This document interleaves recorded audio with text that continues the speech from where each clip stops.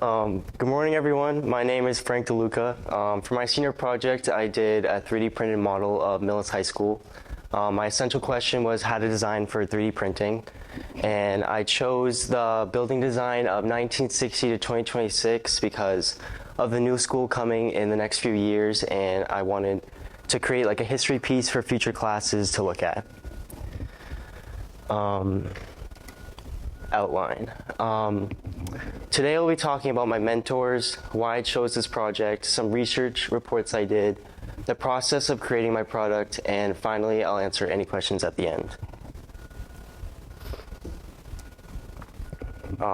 Mentors. My mentors for this project were Mr. D and Mrs. Radcliffe. Mr. D was my main mentor that helped me out through most of the duration of the project. Mr. D helped me a lot with the technical side of the project, especially with the software and the 3D printers. He also helped me with troubleshooting problems when prints failed. Mrs. Radcliffe supported me creatively and helped provide materials for assembling the landscape around the model. Both mentors were very encouraging throughout the project. Vision of a graduate. This project correlated to many parts of the vision of a graduate. I used communication skills when presenting ideas and asking for help. I used collaboration by working with my mentors and sharing equipment with other students. Critical thinking was important because I constantly had to solve problems and make adjustments. And character was also important because I had to stay patient, manage my time, and keep working even when things didn't go as planned. Why I chose this project. I chose this project because I've always enjoyed building things and working creatively. I've been interested in architecture and modeling for a long time, and 3D printing always seemed really interesting to me. I also wanted to create something meaningful that could stay at the school as a history piece after the new building is completed. And these pictures are some models I've done in like my past. What I hope to accomplish, at the start of the project, I hope to learn new engineering and design skills, especially with SketchUp and Dremel. I wanted to leave something behind meaningful for the school community. I wanted to stay on track with deadlines, and most importantly, create something that I would be proud of. For the timeline, this timeline shows the progression of my project throughout the year. During the fall, I chose my topic, mentors, and started researching.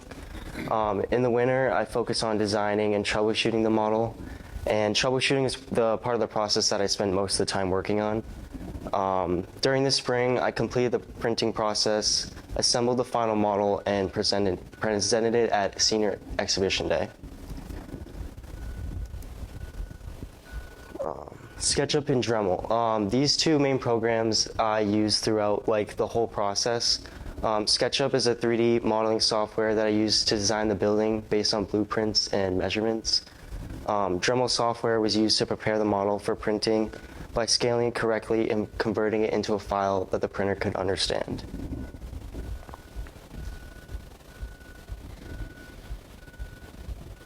Um, 3D printing steps. So this slide shows my entire process of 3D printing that I did about maybe 15 to 20 times throughout the year. First, I started by designing the model in SketchUp and cleaned up the geometry so the printer could read it correctly. Then I exported the file as an STL and imported it into Dremel Slicer software. After adjusting the setting and scaling the model, I transferred the file to the printer. Before printing, I had to prepare the build plate with tape and glue I put tape and glue onto the build plate to make it stick properly.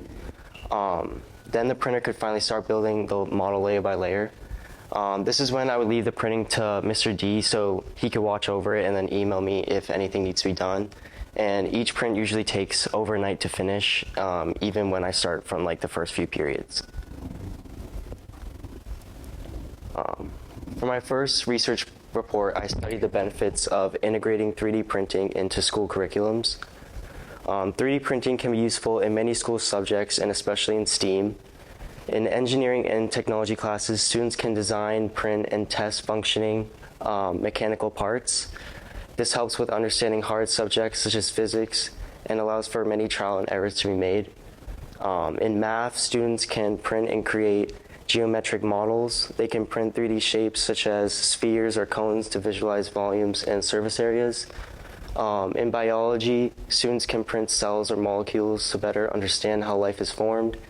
And 3D printing also encourages teamwork, creativity, and hands-on learning experiences. For my second research report, I studied the environmental impact of 3D printing. I chose this because I knew from my own background knowledge that 3D printing can have so many environmental advantages. It creates less waste because it only uses the material needed for the object.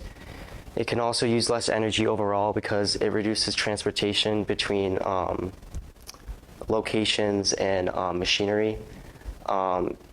And some printers can even use recyclable or biodegradable materials.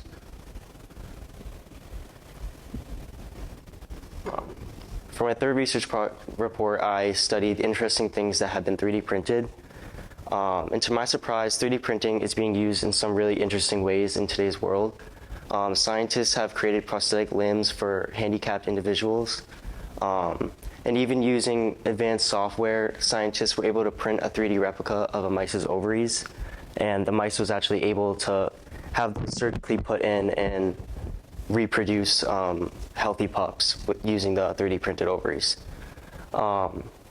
There's also a concern for 3D printing because weapons such as guns and knives have been created using these machines. The next few slides will be images of the creation process of my product. Step one is design.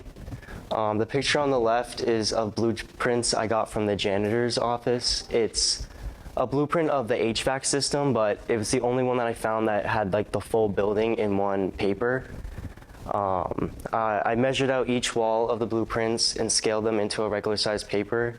The paper also had a box drawn of the 3D printer's build plate, so I knew it would fit inside the printer.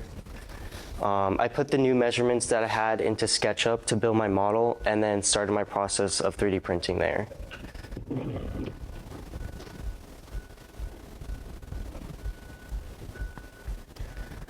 Step two is troubleshooting, which is what I spent a lot of time working on.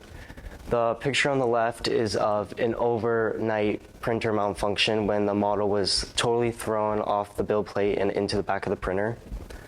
We had many occurrences like this where a model would just spaghetti overnight and totally ruin the shape of the build, so we just had to restart. Other troubleshooting we had to deal with is the support of the build getting in the way. When you're 3D printing and you have like overhangs before it can like harden, it has to have like a support there to like hold it up. But when you're done, you're supposed to take it off. But many times when I would try to take it off, it would either damage the model or it would just ruin like the look of it. The third step is assembling. I ended up building the final print in two separate parts to get a bigger scaled model. I used another software to slice the building in half and save them as two different STLs. I then later put the two finished prints together to make one building. And on the right, this is me using Mrs. Radcliffe's room for supplies and to decorate the landscape.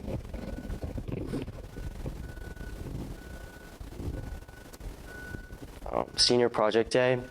Senior Project Day was a great experience because I finally got to present the completed model to students, teachers, and visitors. It was also the first time my mentor saw the finished product in person, which he seemed really proud of. A lot of students were interested in the project and had many questions and comments. Presenting the project made me feel proud of all the work I had put throughout the year. Next steps for me with engineering. In the future, I plan to major in civil engineering at UMass Lowell. I want to continue studying architecture, engineering, and mathematics while also keeping design and art as hobbies.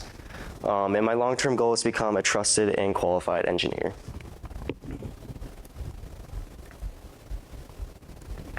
What I learned.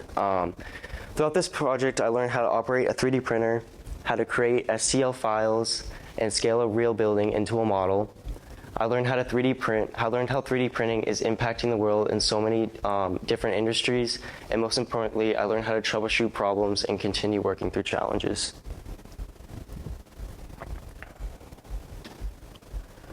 Advice for rising seniors. My advice for rising seniors is to not procrastinate and to choose a project that actually means something to you.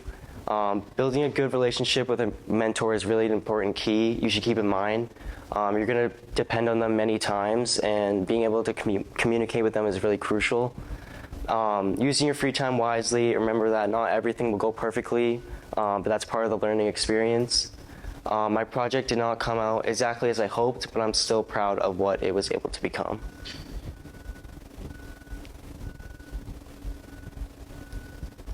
And this project came with a lot of challenges, including malfunctions, software issues, and balancing my time with other responsibilities, but there was also many successes. For one, I completed the project, which at times I thought was not possible. I improved my time management skills. I learned how to work through obstacles without giving up. Having supportive mentors was a huge boost in confidence, and I learned many things along the way. Thank you for listening to my presentation. I appreciate everyone who supported me, and I want to give a big thanks to Mills Public Schools.